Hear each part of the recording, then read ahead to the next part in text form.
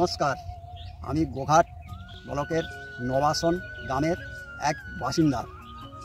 আমি আজ 35-40 বছর আলু এবং ধান চাষ করি।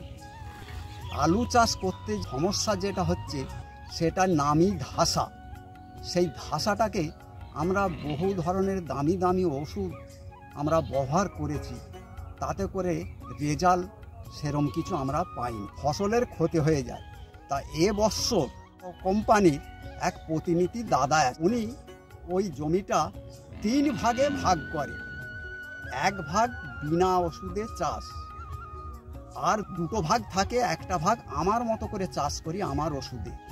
আর ওই দাদা ওই কার্জেট জোর ব্যাগ 5 দিন ছাড়া ওষুধ পে করায়।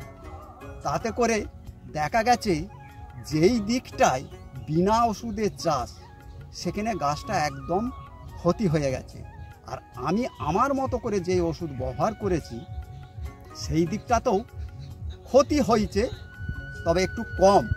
কিন্তু উনি দাদা যে জোর ব্যাগ কার্জেট যে ওষুধ আমাকে 5 দিন ছাড়া পে করাইছে, সেই দিকটায় দেখা যাচ্ছে কিছু ক্ষতি সেরম বোঝা যায় না। খুব ভালো, গাছের ডাঁটা ভালো, সবুজ অংশ, খুব ভালো রেজাল্ট। তাতে করে ভাঙার সময় দেখা গেল যে জোর ব্যাগ বা কার্জেট যেইখানটা ভাঙা হলো সেইখানে আলু অনেক ফলন বেশি আমার দিকে চেয়ে।